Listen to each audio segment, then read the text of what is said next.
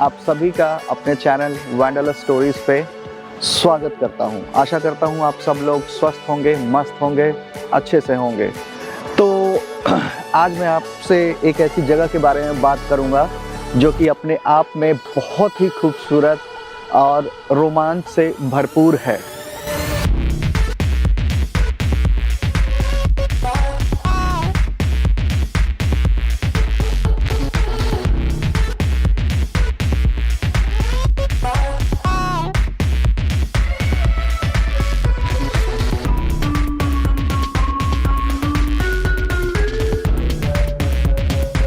अब तक तो आपको पता चल गया होगा मैं कौन सी जगह के बारे में बात कर रहा हूँ।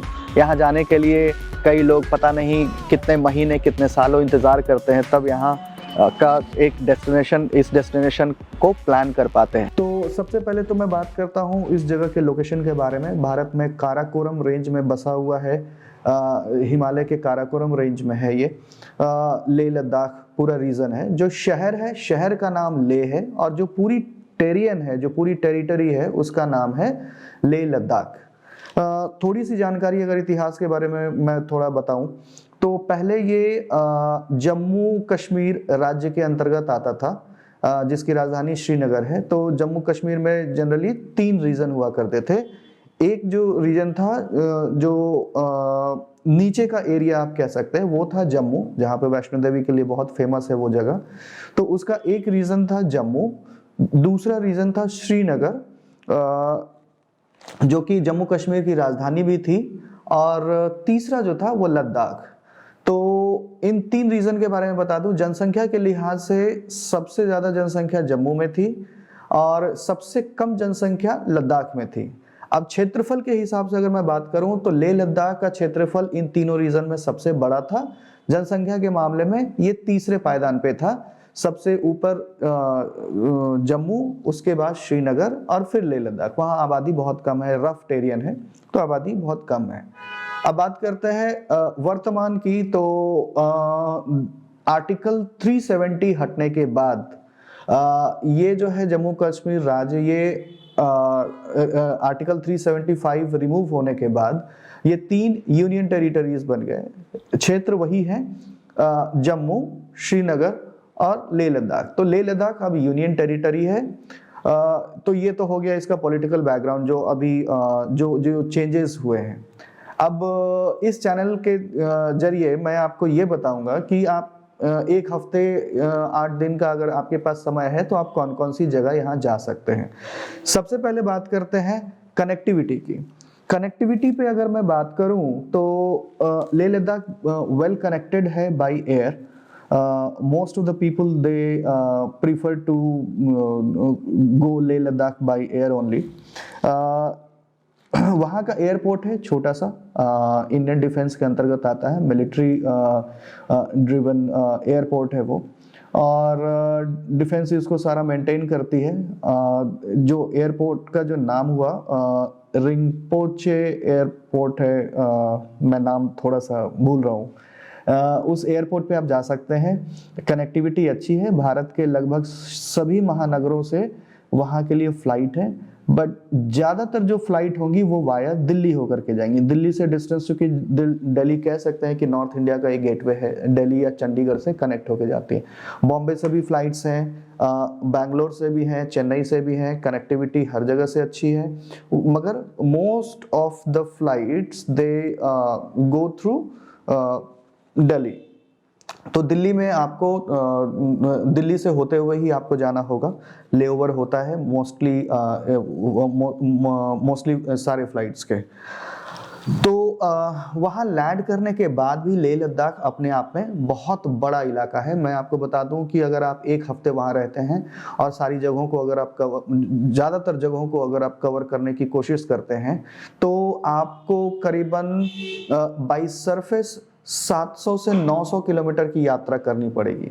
तो मैं लोगों को यही सलाह देता हूं कि अगर संभव हो तो आप वहां पे बाय एयर ही जाएं, क्योंकि दूसरा जो रास्ता है वो है बाय रोड। तो वो थोड़ा दुर्गम कह सकते हैं, थोड़ा टफ है, एडवेंचर से भरपूर है, और समय चूंकि वो बहुत ज़्यादा लेता है।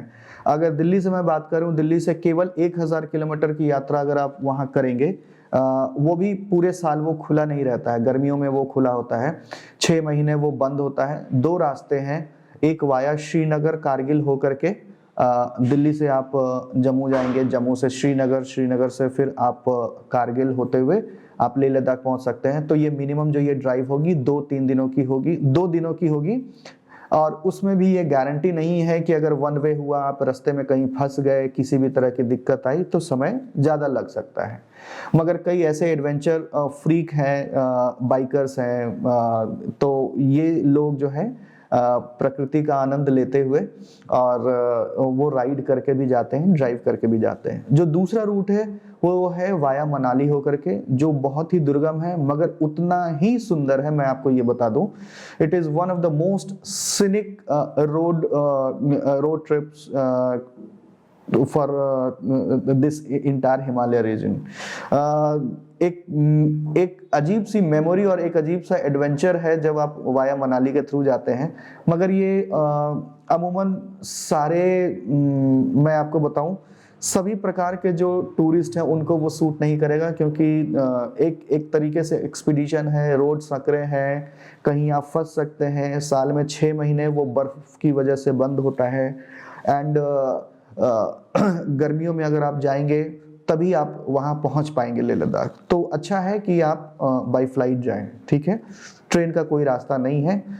मिनिमम जो मैं आपको बताऊं, रेलवे स्टेशन जो होगा वो जम्मू होगा, जो सबसे कन्वीनियंट होगा। वहां से फिर आप अपनी आगे की यात्रा कर सकते हैं बाय रोड। सो ये तो होगी कनेक्टिविटी। थोड़ा दुर्गम है लेह लद्दाख मगर उतना ही खूबसूरत है। आगे बढ़ते हैं, एक हफ्ते में आप कौन कौन सी जगह कवर कर सकते हैं। सो एक वीक का मैं एक आइटिनरी अगर आपको बताऊं कि आपके पास इतना समय है और सारी जगहों को आप घूमना चाहते हैं, तो सबसे पहले मैं आपको बता दूं कि ये इसका एल्टीट्यूड बहुत ही हाई है। आप जब भी वहां जाएं, पहले दिन जिस दिन आप लैंड करते हैं, आप पूरे 24 घंटे आराम करें। इतना लोग करते नहीं है, वैसे रिकमेंडेशन तो ये है कि आप 48 घंटे वहां आराम करें ताकि आप एक्लेमेटाइज कर पाएं उस हाई एल्टीट्यूड की वजह से। कई लोगों को नाक से ब्लीडिंग या कुछ ऐसा शिकायत आती है, सांस ऑक्सीजन लेवल जो है वहां पे मैदानी इलाकों से कम है, तो वहाँ हो सकता है आपको ब्रीदिंग में थोड़ा स्ट्रगल करना पड़े। तो ये सब चीज़ें वहाँ पे होती हैं जब आप लैंड करते हैं। तो ये पूरी तरीके से रेकमेंडेड है कि आप 24 से 48 घंटे वहाँ पे आराम करें। नींद बहुत आएगी जिस दिन आप लैंड करेंगे, नींद बहुत आएगी। इतनी खूबसूरत एयर क्वालिटी इतना अच्छा है कि आप वहाँ पे आपको पहले दिन बहुत थकान होगी और नींद अच्छी आएगी। आप पूरा आराम करें, नींद लें और फिर नेक्स्ट डे जब आपकी बॉडी थोड़ी एक्लेमेटाइज हो जाती है, उसके बाद फिर आप घूमना शुरू करें। जब घूमना भी आप शुरू करें तो असेंडिंग ऑर्डर में धीरे धीरे, मतलब छोटे जगहों से आप शुरुआत कर सकते हैं, लोकल साइटसीइंग से शुरुआत कर सकते हैं, फिर आप बाहर के रीजन में जा सकते हैं। ये रिकमेंडेशन है मेरे तरफ से, अगर आप चाहते हैं कि आपका लेह लद्दाख की जो पूरी यात्रा है वो अच्छी रहे। क्योंकि मैं अपना पर्सनल एक्सपीरियंस से मैं बता दूं, पिछले 15 साल का एक्सपीरियंस ये बताता है कि कई बार मेरे साथ भी ऐसा हुआ है कि जब हमारे गेस्ट आते थे, यंग कपल, हनीमूनर्स जब आते थे, तो मैं जब उनको ब्रीफ करता था तो वो कहते थे no Romit, we are absolutely fine and we can go, we are good to go, ऐसा वो बोल देते थे। जो फ्लाइट्स हैं वो जनरली 12 बजे के पहले लैंड कर जाते हैं, क्योंकि वो मिलिट्री मूवमेंट्स उसके बाद चलने लगते हैं। तो लेह लद्दाख के लिए आप जितने भी फ्लाइट्स देखेंगे वो सुबह के ही होते हैं, वो 12-1 बजे तक वो लैंड कर जाते हैं। तो मैं आपको वही एक्सपीरियंस बता रहा हूँ कि शाम होते होते तक उनके कॉल्स आ जाते थे कि I am not feeling well. ये होता इसलिए था कि वो यहाँ आने के बाद वो बहुत एक्साइटेड हो जाते थे। वो चढ़ाई, क्योंकि पहाड़ी इलाका है तो कभी चढ़ाई है कभी ढलान है, वो वॉक कर लेते थे, थक जाते थे, फिर सांस लेने में तकलीफ होती है, फिर उनका पूरा टूर बर्बाद हो जाता है। वो फिर होटल में या तो आराम करते हैं या तो वापस हो जाते हैं।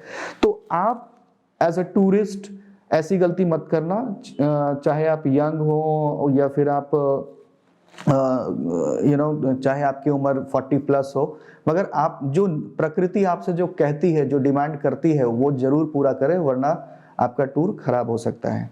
सो 24 घंटे के बाद जब आप एक्लिमेटाइज हो जाते हैं उसके बाद आप लोकल साइट सीइंग आप कर सकते हैं। लोकल साइट सीइंग में मैं आपको बताऊं, लेह लद्दाख जब आप लेह शहर में आते हैं तो जो आपका जो शहर है वो बहुत बड़ा नहीं है और देखने लायक जगह भी जो है उस शहर में बहुत कुछ है। छोटे से अब तो छोटा शहर भी उतना छोटा भी नहीं कह सकते, but it's a good place.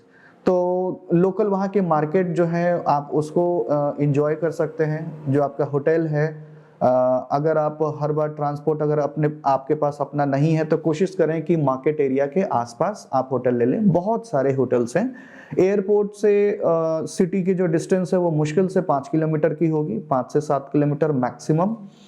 तो आप एयरपोर्ट अप्रोच कर सकते हैं 15 से 20 मिनट के अंदर। तो घबराने की जरूरत नहीं है।